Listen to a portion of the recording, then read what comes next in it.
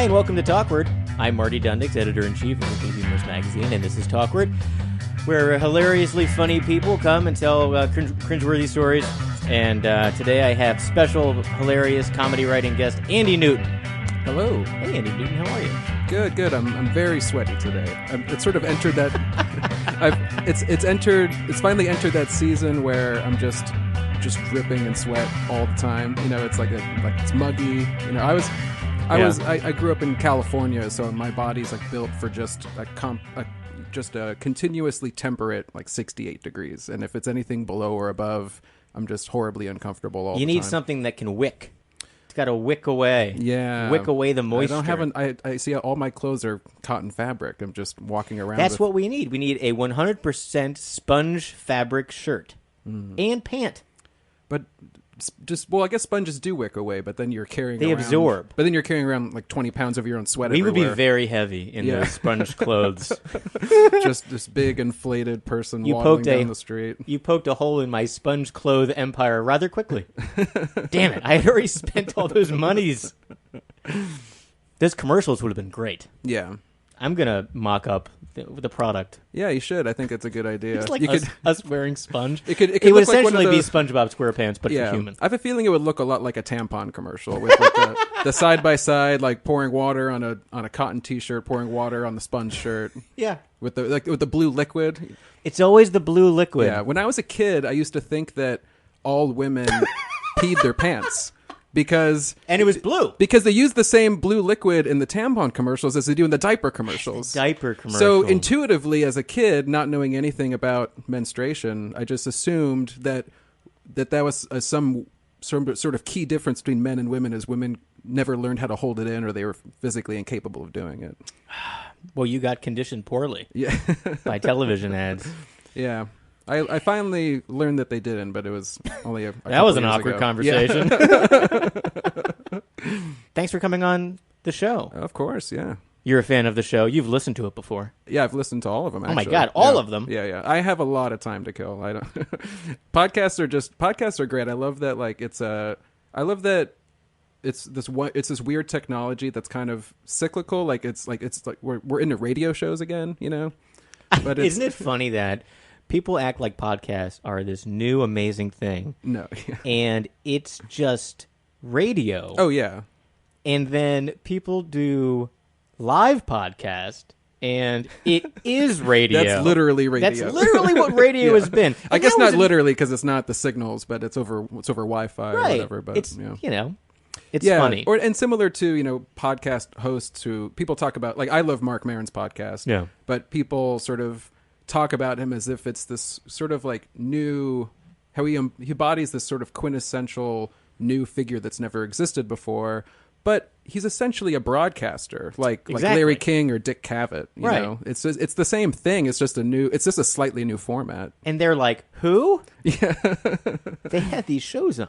Yeah, people used to sit down with guests for longer than 5 minutes, and they would have conversations that weren't pre-scripted about whatever garbage movie it wasn't like 5 minutes of boring chatter about your new superhero movie. Oh my God, I can't sit through any more Jimmy Fallon interviews.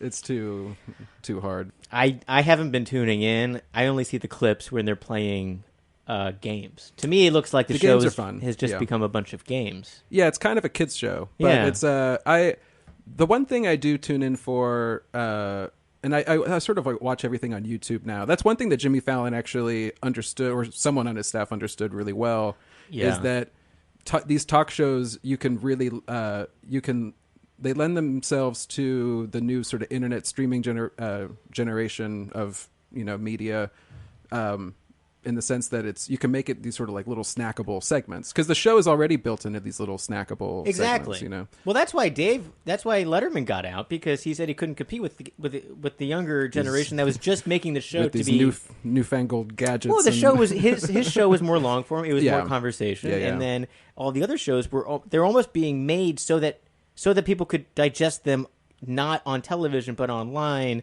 maybe the next day, right? Via while Facebook or sitting whatever. on the toilet, exactly. But I mean, have you seen David Letterman's Netflix show, the new one? I've only seen clips. I have to watch it because it looks great. Yeah, it looks like a long-form interview show. That you can't watch in clips. It's right. It's just one really long interview. It's really good, and it's sort of perfect for Dave. The first few episodes were interesting because I thought, he really doesn't give a lot of context for why he's sitting down with people. But the first few interviews were all focused on humanitarians, and like it was like Barack Obama, and they talked all about civil rights, and they did they did George Clooney, but they really didn't talk at all about his acting. Yeah, they did Malala, Yeah, but now they did Tina Fey, who she's no humanitarian, but she's a feminist in the sense that she's a woman who doesn't want to be enslaved, but sure, yeah, and she's made a qualifies, lot of right? Yeah, oh, of course, yeah. I think people, that's like the trouble, is people don't understand that that's really all that feminism is. It's just like, well, do you think women are inferior? Well, then the good. Then yeah. I think there's varying degrees of feminism. There are, yeah. Well, most people... You made things very black and white for a second there, Andy Newton. Well, most people, when they, this is like an old conversation, but most people, think of, they hear feminist and they think of like the bra burning feminists in the 70s who and first of all, why is that bad? Right. Let the ladies burn their bras. That sounds fun, Sure. It sounds like someone I'd want to hang out with, but that's just me. Well, I feel like, especially back then, they were much more uncomfortable. Oh, yeah. Or these sort of these men, these like straight men making bras that like don't know. Oh, just overall clothes back in the day were uncomfortable. I mean, I'm a big Downton Abbey watcher. Everything about clothing back in the day just was absolutely...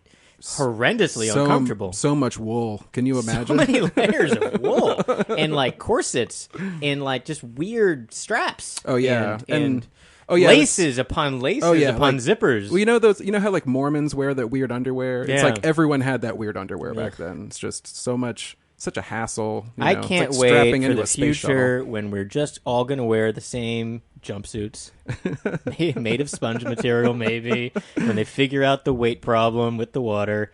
But that'll be easy. Yeah, if I could, I would think I would just wear like gym shorts and a t-shirt everywhere I went. But I've seen these. They're kind of like dress-up business casual sweatpants. They're sweatpants that have a taper. So they're a little bit cool, and they have a pant shape to it, but they're made out of sweatpant material. They make them for men? Yeah. I need to look into this. I'm always really jealous. I feel like there's a disparity of formal and semi-formal clothing options between men and women. Yeah, definitely. Like for men, it's like if you need to go to an office, you have slacks and a collared shirt. That's really all you can get away with. There's really not a lot of... You really have to stay on those lines. You're saying that you don't have the options of flair that you would like? Not flair. It's more a question of comfort. Like on a hot day, like I want my legs to be able to breathe a little bit. Oh, you want to wear a dress? Yeah, or something akin the male version of a dress. Like tights, we used to have togas back in the day, and everyone wore the togas. Oh, and then I'm totally on board with us going back to toga type situations. Oh, totally. Or like Robin Hood with the tights. Like that's nice and airy. Yeah, maybe tights. Yeah. No, you're not a tights guy. Well, imagine having to go to you have to pull them down and up all the time. Are we talking about? How is that different from wearing pants? I don't like wearing pants. I thought we were moving on from pants. I thought we were talking. That's a good point. I thought we were going beyond. You pants. Can hike up the skirt. Yeah, hike up the toga. Anyway, Andy Newton, you're a comedy writer. We didn't do that. We didn't complete the introduction. I know. We're getting back to it. It's only been 10 minutes. Okay. You've been a writer for Weekly Humorist. You've written for Lampoon. You've written for McSweeney's. McSweeney's, yes. Split Sider. Split Sider. And I have my. This is a good time to get a plug in. New Yorker. Not in the New Yorker. Have you tried? Yeah, we're just incessantly sending Emma Allen stuff, but I guess we're not erudite enough for. They run a lot of articles that are sort of painfully autobiographical about. Have you noticed that about like how sort of like sad and tortured they're? As a writer, like I don't write and submit to people. I get writers and I publish. So I am on the other side, and you deal with other people who are not me. And what sites do you or what magazines like? What's your opinion on the type of work that seems to always get accepted at certain types of places? So there's the American Bystander, right. There's McSweeney's, there's Weekly Humorist, there's Split Sider, there's Points in Case, there's Robot Butt, there's the Belladonna, and there's the New Yorker. Yeah. Is that pretty much it?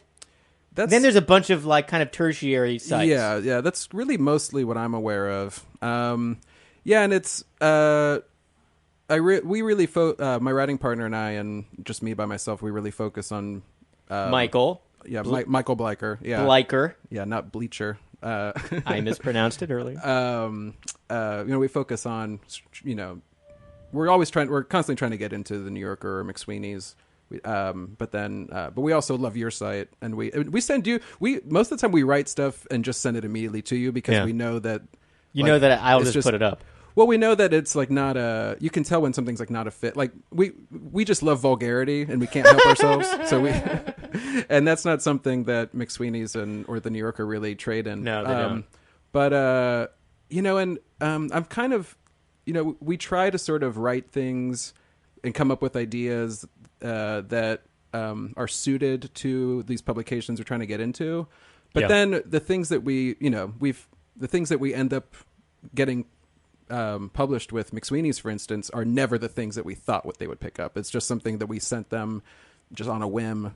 And so I'm kind of like giving up all hope in being able to sort of tailor my writing to a specific publication, and just it's more worth it just to write whatever you want. Well, one of the funniest things that I think that you and Michael wrote for Weekly Humorist recently was the McSweeney's themed piece, which I thought was just so funny. Thank you. I'm going to try to bring it up here so I can read some of these. But what was the title of that piece? It was all of our rejected McSweeney submissions, I think it was what it was called. It's that piece. And we had so much fun writing that. Of those joke possible articles, did you submit any of those to McSweeney's? I think there may have been a couple that we had actually submitted to them in the past, but most of them are things that we came up with. It really started because Chris Monks had just rejected one of our pieces, and we were feeling resentful about it, and so just the two of us. Do you take things like that really personally? No, okay. But it was just like what does he say when he rejects you? He usually says, I don't know what he says for other people, but he usually says for us just a photo of a middle finger.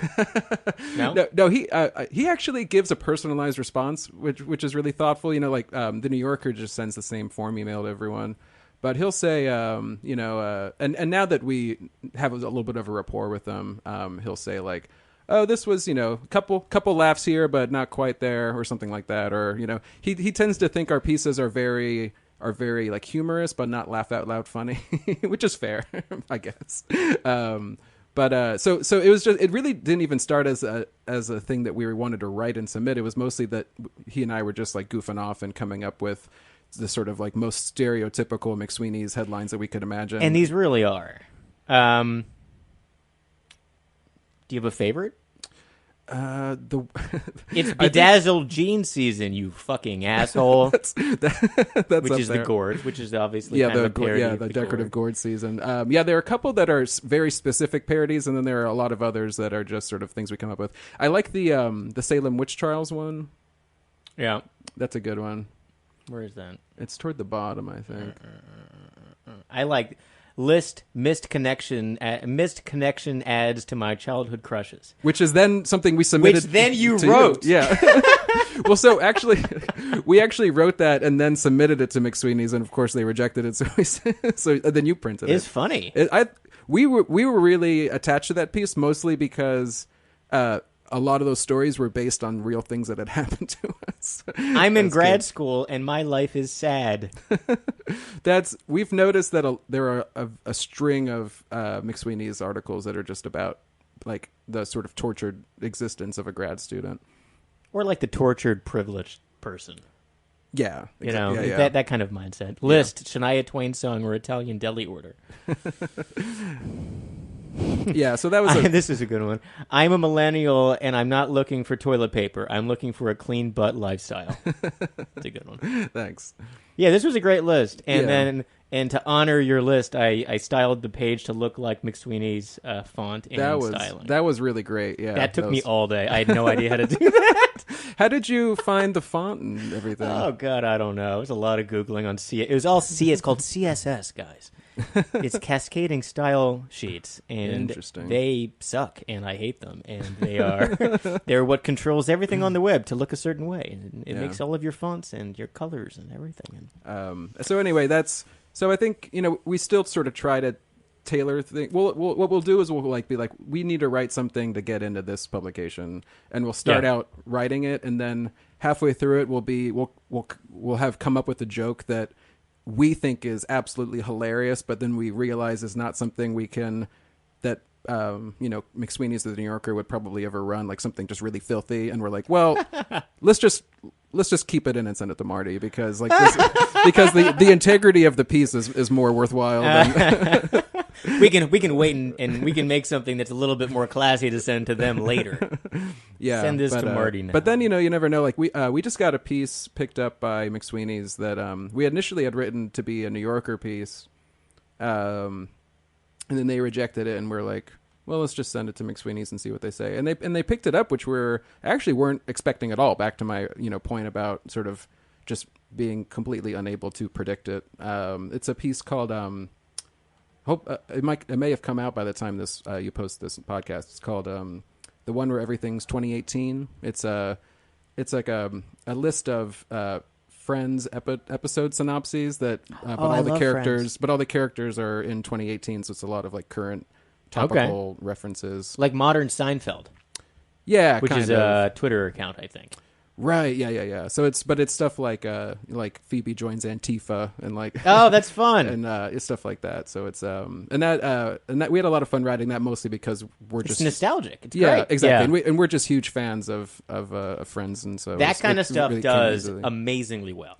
Oh, anything nostalgic based. Yeah, people can attach to and they can relate to, and people go crazy. People share that kind of stuff. Yeah, and it was like sort of in retrospect, it was a perfect McSweeney's piece because it's that intersection of nostalgia and current events, like topical humor. Yeah, it is. So it just is. It all comes. So that got accepted. Together. Yeah, so that he'll run that in the next few weeks. Yeah, so we're happy about that.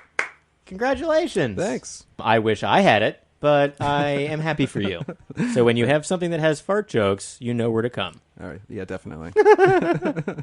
What's the time scale? If you get something on McSweeney's and you hear, how quickly do you hear from places? Like, how quickly do you hear from the New Yorker? They all actually tell you like exactly how long it's going to take. Really? Yeah. So the New Yorker will get back to you. It takes the New Yorker 90 days to get back to you, which is awful. Because they request that you don't. I'm really burning a lot of bridges here. No, it's nice to hear behind the curtain a little bit. Yeah, and it's and these are all publications that I love to read, so it's not like I'm shitting on these people, but they and something like the New Yorker, they probably get like hundreds of submissions every day. I'm sure that's why it takes so long. Probably more, thousands. Oh yeah, I used to send the New Yorker submissions when I was like 12 years old, thinking that like, oh, they're gonna run this. Bob Mankoff is gonna love this. It's written in crayon. But I think I submitted something to them that was like a dialogue between two Amish people arguing over who was more humble. This was when you were a little kid? I think I was like 13 or 14 years old, and I submitted it to them, and then I was such a nerd. I was like, this is so cutting edge. Like, they're going to love it. It's so... and I don't even think I heard back from them about that. But, no, so the New York takes 90 days, and they request that you don't send them anything until you hear back about the last one. So, in theory, really? You could only send them like 4 things a year. So that's interesting. What we do is we send them pieces from different email addresses. Sneaky. I don't even know if they would notice if you sent them more than one. Yeah. Like, I think that they, I mean, I'm sure someone's reading it on the other end, but yeah. It's really, you get a lot of auto replies. I've only ever gotten auto replies from them. Is it like, thank you for submitting. If we accept it, you'll hear back within 90 days. No, it's like there's like a form rejection they send everyone. And I think like if we ever got a rejection that was signed Emma Allen, I think that means that we're getting close, but we haven't gotten there yet. We haven't gotten the personalized rejection letter yet, because I know that happened with McSweeney's. Yeah, we are sort of knocking on McSweeney's door for a long time and getting very impersonal responses. McSweeney's takes 2 weeks. They're really good about replying, and it's just that one. It's just Chris. It's just the one guy. And at a certain point, we got a rejection where he signed his name. And I was like, oh, he remembers us. Like, they were getting closer. And eventually... Well, he typed his name. Yeah. Okay. But in my mind, I thought you got like a letter for a second. Sincerely.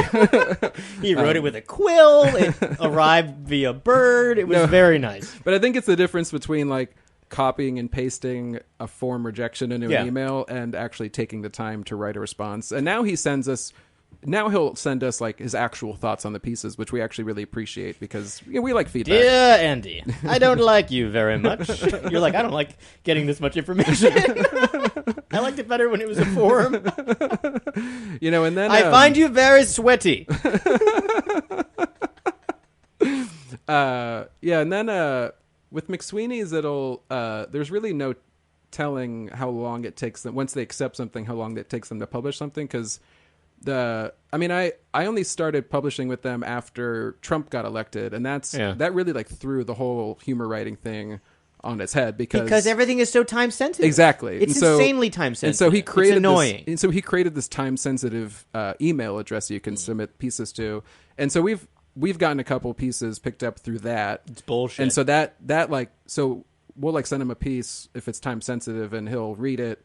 And then respond in like a day, and then publish it the next day. Because everything super fast. Because then it becomes irrelevant. Everything's irrelevant. Yeah. Immediately. Oh yeah. It's such a waste. Yeah.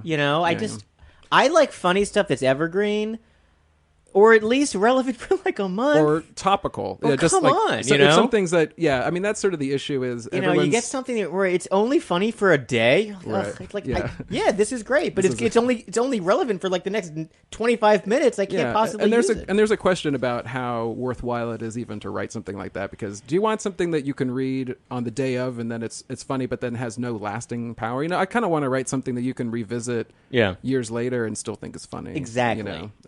Basically, if something's only going to be funny for the next 6 hours, it's a tweet. Yeah, exactly. So if you can boil it into 240 characters, post that. And that might be what really the genesis of that is, just sort of humor, longer form humor writing, chasing the sort of the expectations that like social media has set up about joke writing. Yeah. Because there is like, you can write, I really love writing just sort of topical humor that isn't tied to a specific news story necessarily, but kind of just lampoons current events in general and sort of trends, because there are just trends that last longer than an hour. And so I sent a time sensitive piece to him, and he replied once, I would have categorized this more as topical than time sensitive. And I was like, that's a good note. Thanks.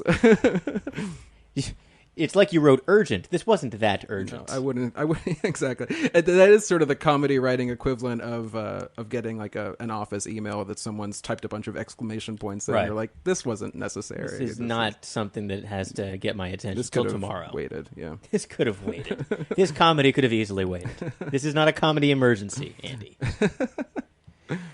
So what do you got coming up for article development? Like, so when you and Michael write together, do you throw a topic at him and then you guys go back and forth? Yeah, so sometimes it's pretty organic. Sometimes we'll just be chatting and we'll just be fucking around and joking. And then do you guys write in like a joint like Google Doc? Yeah, we do Google Docs. Okay. And so we'll have the chat open and we'll chat and write together. And this is kind of something, this is a process that we developed years ago, so now it's sort of second nature to us. But have you tried modern things like Slack? I've never used Slack, but I think that's a thing. I don't want to do Slack. No? Yeah. Well, it's with Google Docs. It's so easy because there is a chat bar in Google Docs. So it's sometimes we'll just be chatting like on Facebook or something, or texting each other, and we'll come up with an idea that way. Or sometimes one of us will come up with an idea and we'll float it past the other one, and then we'll. Usually what we do first is we'll riff on it, and we'll just sort of like throw jokes at each other and throw quotes and dialogue and stuff, and we'll pick out the good pieces and sort of put it all in this big sort of confused jumbly doc. Yeah. And then we'll go and we'll sort of like review all the stuff we came up with and then write like a first draft, and then we'll read it over and cut out the fat and I find the best things, or the things that I like the most, are things that could also be performed. I don't know why, but I don't like lists as much. I get bored really fast with lists. People send lists like nonstop, and they're funny, but for some reason I would much prefer like to read something that is dialogue based or idea narrative where I could envision it happening. Yeah. And that's the kind of stuff that I really enjoy. We write a lot of we're sort of similar. We end up writing a lot of monologues, and we really enjoy like character studies. Like we come up with like a voice that we think is just really funny, and then we'll just write a monologue from that voice. The article you guys wrote of what's his name talking about Hope Hicks was one of the funniest. Stephen things. Miller. Yeah, we were really proud of that. Let me find that. Oh, that was good. Oh, that Paul Manafort thing you guys wrote was so funny too. You guys are really funny. I'm happy that you guys write for the site. Oh Thanks. Man, yeah, we're happy to be writing for you. This is the article is "The Course of True Love Never Did Run Smooth" and other entries from the diary of Stephen Miller.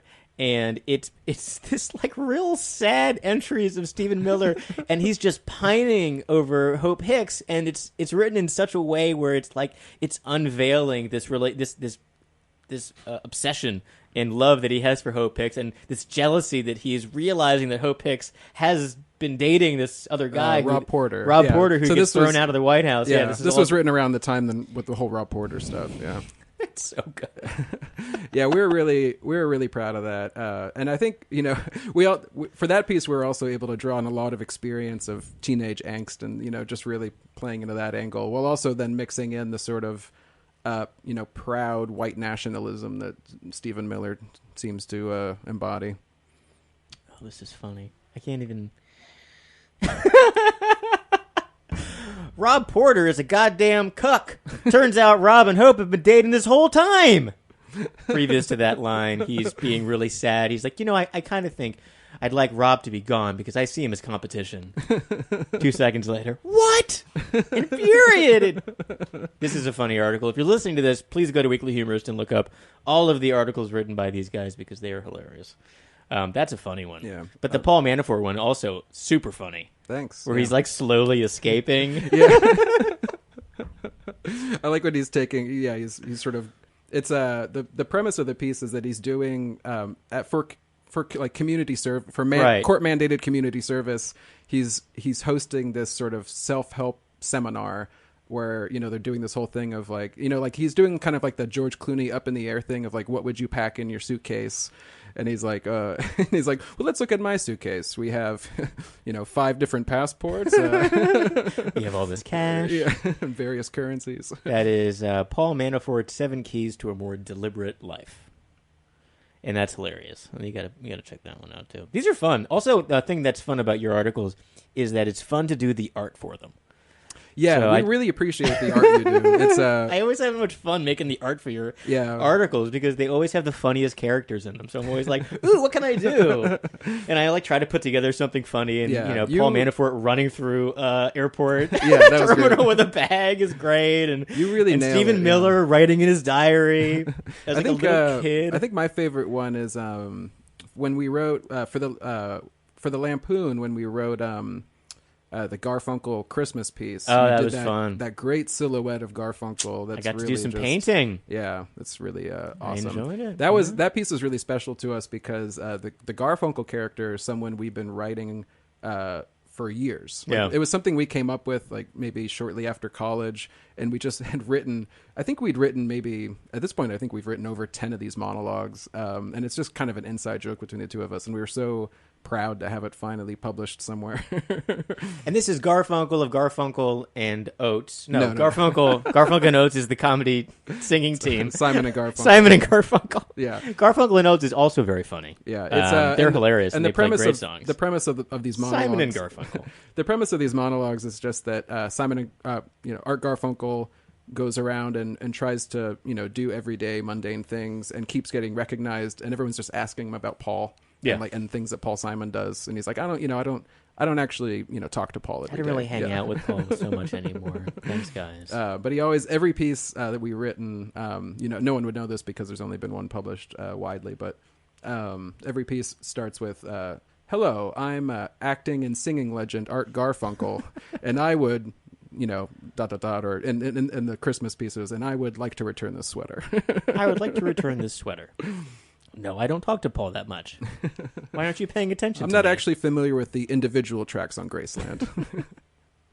And also, spurring from other articles you've written, you're now trying to make a book out of an article that started online. Yeah, it started. How is that going? Well, so the book is finished. It took about a year to write. So it's the genesis of it was, shortly. I think it was maybe shortly after the 2016 election, or maybe I can't remember if it was before it. Actually, it was. But it was around the stuff that It was around the time that the Russia stuff was in the news. We wrote this dialogue between Donald Trump and his Russian handler Petrov. Mm-hmm. It was called the Spy Who Came In from the Access Hollywood Bus, and that piece kind of spawned this idea of writing a whole book about the 2016 election. That it follows this very sort of lazy, incompetent reporter who gets assigned to cover the election and is trying to use his assignment as a way to get an all expenses paid trip to San Diego for he and his wife for their anniversary. And so it's partially like a road novel. It follows he and his wife sort of on the campaign trail and, running into, crazy Trump voters and conspiracy theorists. And then throughout it, there's interspersed these dialogues between Trump and Petrov that sort of point to this ever-evolving, plot to throw the election that then comes into play in the main narrative. How long is the finished book? It's actually it's actually pretty long. It's 100,000 words, which is like 300 pages, I guess, or around three. A little That's over not 300. too much. No, it's not especially if you're using real big font. in terms of trade publishing, like trade fiction, it's on the longer side. I think books, they want books to be between 75,000 and 100,000 words. The first draft of it was 120,000 words, and it was like, and that's just because we love writing these like really tangential episodes that have nothing to do with the story at all. Just and so we had to cut. So we had to sort of cut a big portion of it out to get it in a place where it's actually marketable. Did you cut out any side stories that have characters that are completely cut out of the book? Yes, actually. Who? What's the character that got completely cut out of your unpublished novel? Who made it to the cutting room floor? Gary Johnson. Oh, Gary Johnson, you son of a bitch. We had this whole chapter where Harold is Jill Stein in there? No, but there's someone who's there's an orthodontist named Jill Stein who Harold the protagonist thinks is the Jill Stein because they're both doctors.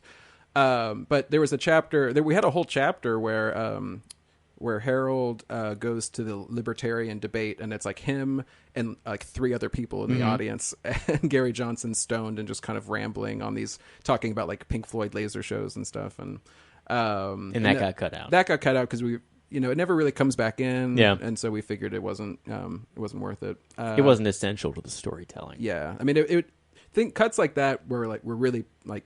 They really cut you to the heart, because you spent. So put it back in. You're still shopping the book around. Let the editor cut it out. So what we've said is, well, the thing is, because what if the editor's like, I really like that Gary Johnson part. Well, the problem is that we're trying to find an agent for the book right now. Yeah. We actually have I had a nibble recently. We had this agent who liked our last McSweeney's piece, the Carter Page one, wanted to read the manuscript. Yeah, the Carter Page thing was really good. Thanks. Yeah. So we wish I published it. That's the funny thing about all of these things is you get this FOMO. It's all about fear of missing out when it comes to these like one of the most annoying things I think I ever had happen was you guys published something I really loved, and I didn't have time to accept it, and you went to Splitsider with it, and it was the Sheets after the election. No, so that the Sheets one, I wrote that by myself, and that got published with McSweeney's. And that was the one. So it was a time-sensitive one. Yeah, I can't remember. It was time-sensitive. I can't remember if people leapt on that or not. It was totally time-sensitive. So it was I think you sent it to multiple places at the exact same time. Yeah, which I guess is not like. And I think people it was don't appreciate like that. I got it a Wednesday night, and I was going to respond to it Thursday morning, and then Thursday like before I could write you, it was this got accepted someplace else, and I was like, son of a. That happened a couple times. That actually happens a lot. And actually, and now we don't do simultaneous submissions anymore, just because I feel like it kind of pisses people off. But it is a fear of missing out. So people will pay attention to you next time, and they'll say, "Ooh, I really want that guy's stuff." That did happen a couple of times, and actually, one of the pieces went to you. You got it first. It was Which one? How to be a white ally without all the hassle. Yeah, that's a funny one. I sent it to Brian Boone, you and Chris Monks, and you picked it up first, and then I emailed Chris about it, and he was really angry that I sent it to someone else. I think he punished me for a couple months before. Oh, I'm sorry. No, I always I feel like what a lot of writers do is they try to really do close readings of editors' emails to say is he mad at me? Did he just trying to parse the syntax. You got to check that tone. Yeah, but most of the time it's this is normal people who. I try to skip all that. I just write everything in caps all the time. So you're either exuberant or just pissed off. Yeah, I'm always having a heart attack. So we have an agent who's reading it right now. We're kind of waiting to hear back. That's exciting. Yeah, we're hoping that we can get another couple sort of high profile things published just to say look how marketable we are. Yeah. Because that's really that's why we had to cut down the words too, is that agents they want something to be as little work as possible, so they want authors with a built-in platform, and we're also lazy. They want a book that they don't have to work with the authors to really edit down, so they just want something they can just send out the door immediately. Is this an author that has a gigantic social media following where they can market this book themselves? Because I don't really want to do anything. Because there are these people that self-publish their books and they have this crazy following. Oh yeah, the guy who wrote that Matt Damon movie, the book that the Matt Damon movie is based on. The one about Mars. Oh yeah, the one about Mars, where he's farming. The Martian. The Martian. That I should have thought of that. That's a really obvious title. Yeah. That was self-published, which I didn't realize. Then the book got picked up by a major publisher when it started selling a lot. How nice for them. Yeah. Oh, you've already done all the work? I think I'll be your publisher now. I think we'd like to pick this up. Yeah. And so that's kind of what we're dealing with. We've been writing some short stories that involve the characters from the novel, just as kind of a way to explore the fictional world we've created further, and that's awesome. And in the hopes that maybe if we get one of these stories published, we can be like, hey, look, it's related. What's the process of trying to get a book published? From guys you guys have never been published as authors in a book way. And so this is your first attempt. Yeah, and so you have a book and you wrote the book, and now how are you finding publish? Are you looking on LinkedIn? Are you finding books that you like and you say, okay, it's published by Macmillan, and you go to Macmillan and you say, who's the guy at Macmillan I need to talk to? Do you hunt people down on the internet? Twitter? A little bit. I mean, so we kind of when we started the process, we just sort of blindly walked into it because and really not knowing how to do it correctly at all. Yeah. And actually, New Yorker cartoonist and Weekly Humor's cartoonist Bob Eckstein, award-winning cartoonist and New York Times best-selling author. Exactly, Bob Eckstein. He, I got a meal with him, and he actually gave me a lot of advice that really helped us start doing things the way people are supposed to do them. Was it a good meal? Yeah, we went to this real funky place in Chinatown that he described. He said, I love this place. I take all my meetings there. All right. And they did know him there. Oh, really? Yeah. And he was actually bragging about how he lobbied them to put something on the menu. Was it a good thing to put on the menu? Yeah, well, no, actually, so it was something that was on the menu, but he lobbied to have them put it on the happy hour menu, so that it was cheaper. That I can support. Yeah, and it was really good. And yeah, so you really, for major publishers, you really can't just email an editor there. There's they have this, all these built-in gatekeepers. That's what the agents are sort of. So you really, you can. There are a lot of independent and small presses that that you can, as a writer, you can send things into unsolicited. So really what we're doing is, we're sending to those people. We're also looking for an agent who has the connections to these big publishing houses. And you can find, lists of agents on various websites. If you just Google, there's like on the dark web, Andy. There's like while you're busy looking for people's social security numbers, you're looking up agents' home phone numbers. Yeah, trying to buy opiates and child slaves. Yeah. And there's like Poets and Writers magazine. They list things. Writers Digest has a big list of them. Well, what's the imprint that does more of like the smart humor books? Like, is there a specialty imprint that does that kind of stuff? There might be. I just don't know it. That's the humor. Their humor books tend to be like novelty books more than like humorous fiction. Yeah, I don't mean like bathroom readers. Yeah. Like you might be a redneck if type books. I don't really know of any imprints that specialize in humorous fiction, like the kind of stuff that like I guess like Tom Perrotta would write. But like Steve Martin writes really funny kind of books. Yeah, that are like novellas type right. things. He had that. Well, was Cruel Shoes one of the? He had that Cruel Shoes book. But that was like back in the 70s. I mean, he wrote, like The Pleasure of My Company, but that's more of a story. But yours is kind of a story. Oh, it's a story, yeah. But I mean, there's a book called it's about Trump, not Cheeto president. What am I thinking of? But the illustration for the cover is Steve Brodner. It's really fantastic. It sounds kind of familiar. I'm thinking it's the writer from not Rolling Stone, Matt Taibbi. Yeah, he's Rolling. Yeah, he's the Rolling Stone. He editor. wrote a book about Trump, and it was kind of a satire, kind of like in your face type. Mm-hmm. Can't remember what it's called. Damn it, I'll Google it. But it was something clever. Yeah, to all the listeners at home, just Google Matt Taibbi Trump book. I actually have a computer in front of me. I could probably just look this up. Yeah, so you can find lists of speaking of, if you're just tuning in, this is Talkward. I'm Marty Dundix, editor-in-chief of Weekly Humorist. I'm in conversation with Andy Newton, who's a satire writer. Thank you again for coming on the show. Thank you for having me. No problem.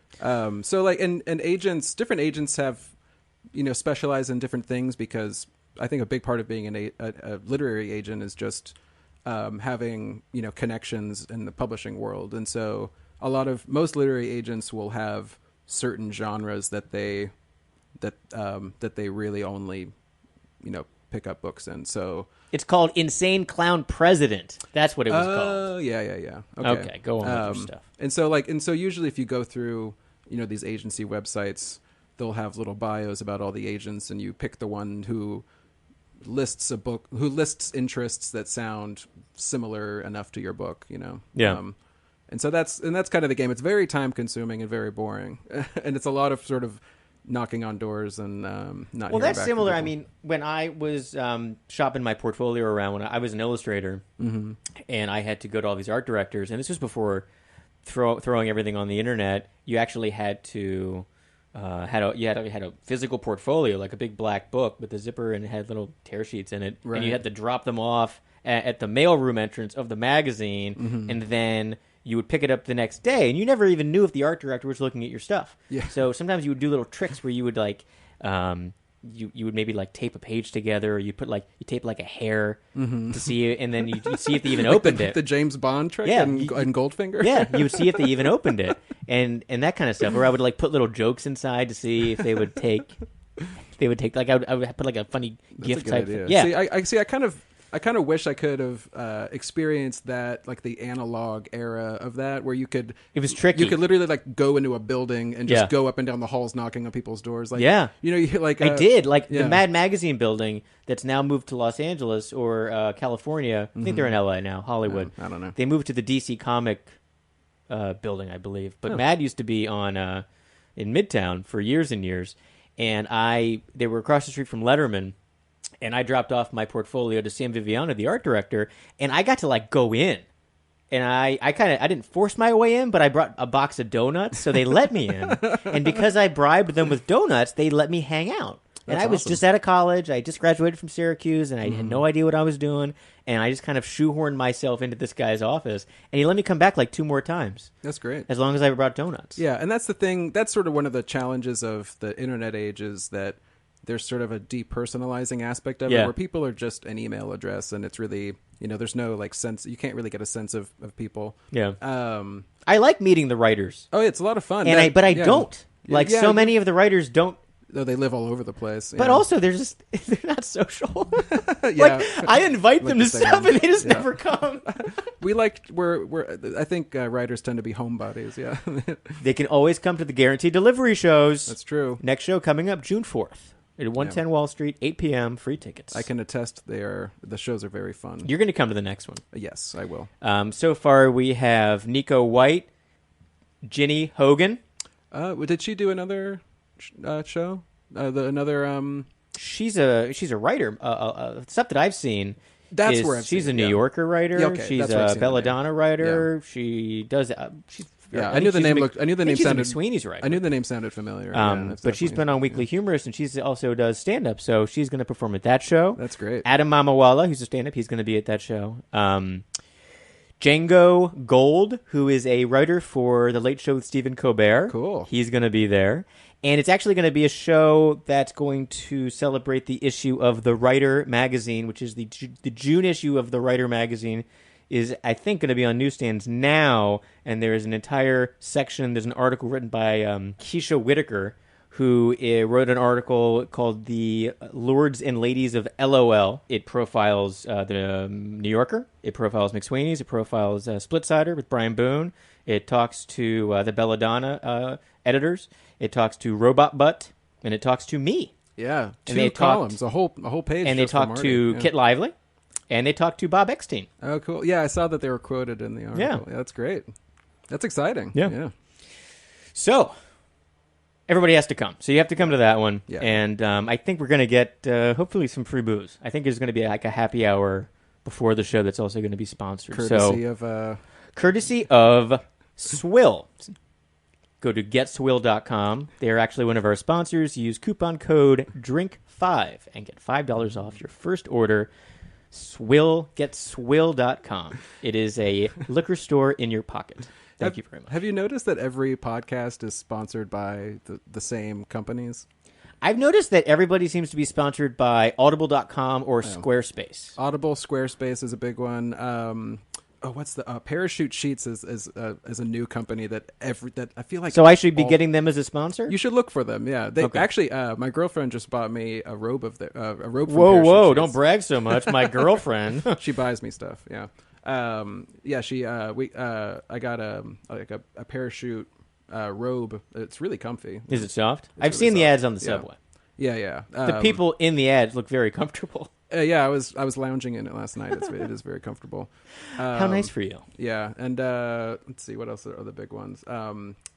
Plated or no? Blue Apron. Blue Apron service. All of the things that people get you to sign up subscription services for. That's what they really want you to do. I don't know what people just love subscription services right now. I don't know what it is. I think people just, it's easier for people to sort of justify small monthly payments, I guess, but they add up. Yeah, they do add up. Yeah, because I'll go in and start, wondering where all my money is, and it's because I keep on subscribing to things I forget that I've subscribed to. I mean, it's like the Friends episode where Chandler's trying to quit the gym. It's like this. It's very true. Yeah, you love Friends. I'm seeing this. Big Friends fan. Yeah. Do you watch it on reruns? Where is it on reruns right now? If I want to watch Friends, it's all on Netflix. Okay, so you watch it on Netflix. Yeah, I used to. It used to be syndicated every day at like 7 and 7:30 on Fox, and I used to watch. It's on. Every day. It's on. Same with Nick at Night. I think it's on Nick at Night. Yeah, it's also on Nick at Night. Yeah. That's when you know you're old. Yeah, exactly. When like the shows that you think are modern are now on Nick at Night. That blew my mind when Friends was added to Nick at Night. I'm like, how? It's like the same programming with like I Love Lucy and Designing Women, right? But back before it was so old that no one would want to watch it unless you were on Medicare. They would it'd be like 6:37 Friends, 7:30 Seinfeld, and like that was like every day throughout like middle school and high school. I'd just like park my butt down and watch all these syndicated sitcoms, and it was a lot of fun. Yeah. So what's your awkward story you get to tell me, Andy Newton? You're always full of awkward stories. Oh my God. Yeah, I'm just just an awkward existence. But the one that I still feel damaged by, I haven't gotten over it yet. So I like this. I'm going to share it here. This is starting off well. In the hopes that it'll have some kind of therapeutic purpose. So this was back in college. It was right after that big earthquake happened in Haiti. That sort of it just like obliterated everything. Like it's really a terrible disaster. The story's already off to a funny start. Some group at the college I was... How did all the terrible, hideous things that happened to these people in Haiti affect your life? Yeah. Like, that was really terrible, but just wait until you hear the rest of the story. Just wait what happened to By comparison, it'll seem, I had bad dreams. So some group at the college was putting on this really big open mic night that was going to raise money for the victims of the earthquake. And so everyone was signing up, and they were even getting like professional comedians to show up and everything. And so I signed up to perform some songs. Like I used to, write songs, and so I sign up and I get a spot. It's like a big sort of like 3-hour event. It's like everyone's signing up for it, and so I get to the event, and it's in like the largest auditorium on campus. It's packed, like 1,000 people, and so I'm like sitting in the back, and quickly. What starts happening is, someone will perform, and then the host will come out and say who's next to come up. And then the person's like all the way in the back of the theater and can't get up to the stage in time, and they just move on to the next person. And so... so it's like a sprint. Yeah, so everyone's like, people start like really hurrying down there to get there in time, and you'd think like the person would say like, oh, on deck is this person, so the person's ready, but no, that didn't happen. And so I know I'm gonna like. If that had happened in The Sound of Music, the Von Trapp family singers would have just been caught by the Nazis immediately. Yeah. The movie would have ended. Would have ended very badly. Yeah. And so I'm getting like nervous because I'm like, I don't want to miss my slot.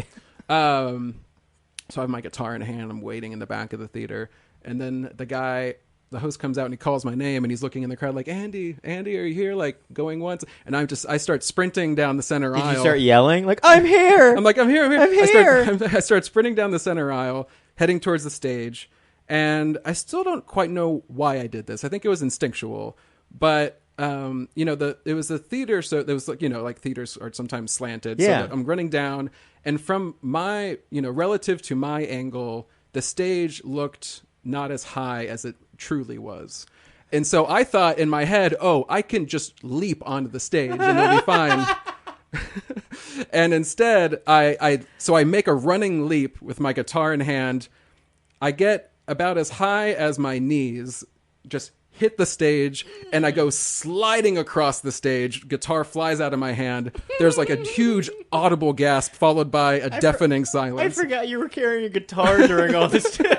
The guitar made like this like loud like sound, and just like a loud gasp followed by an even louder silence, if that's possible, like a deafening silence.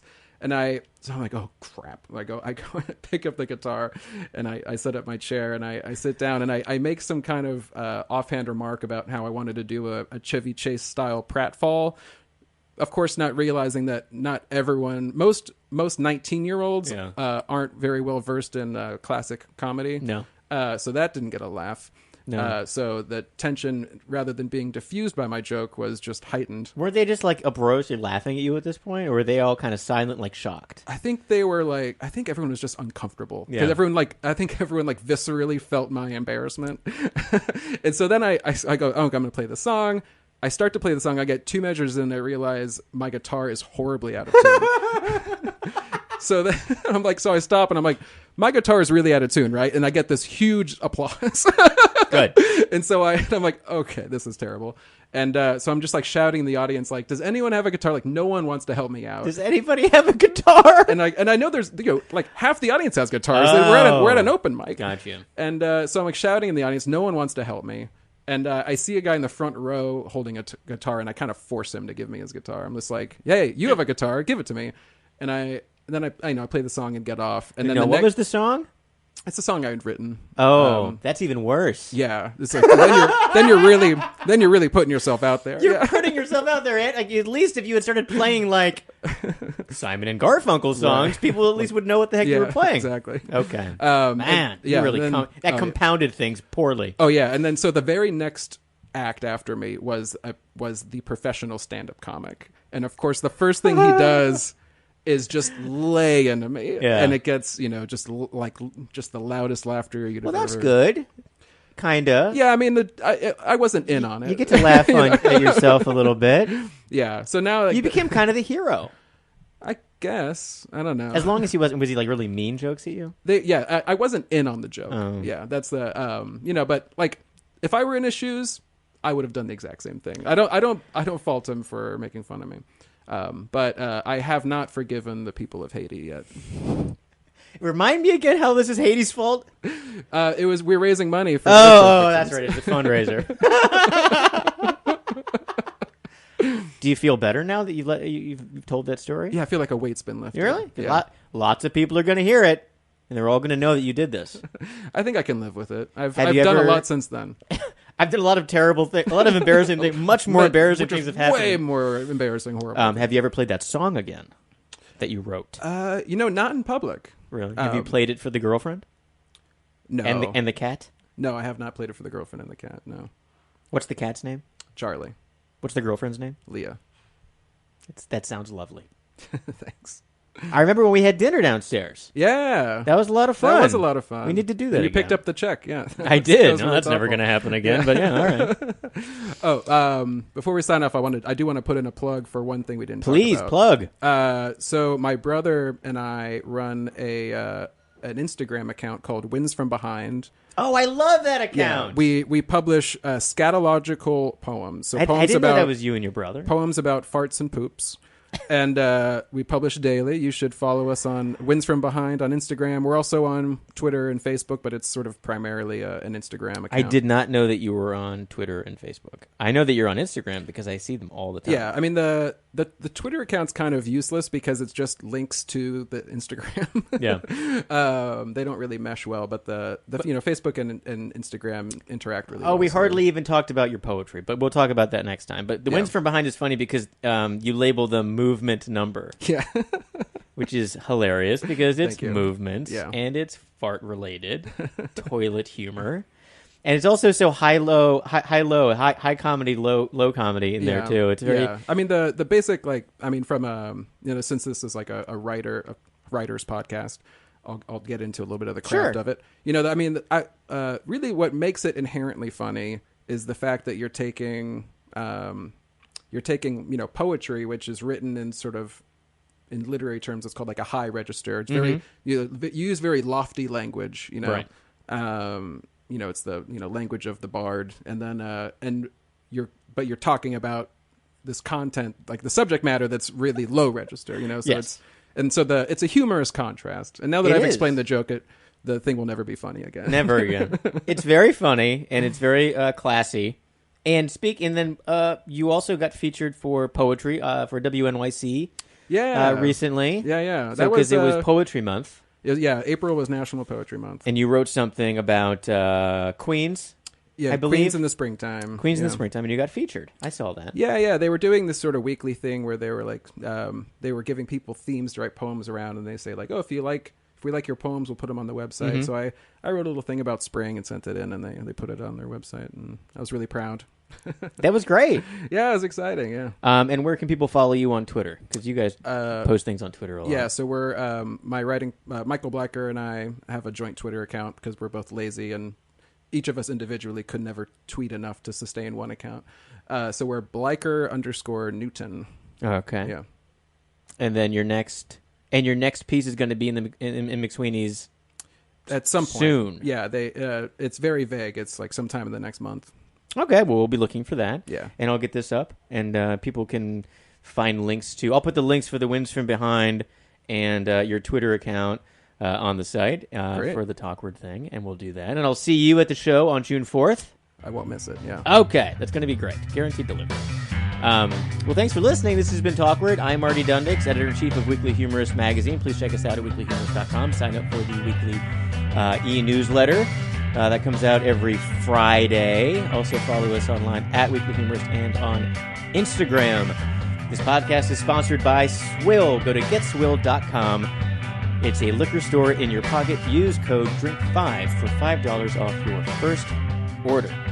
Hey, thanks for listening. We'll see you next time.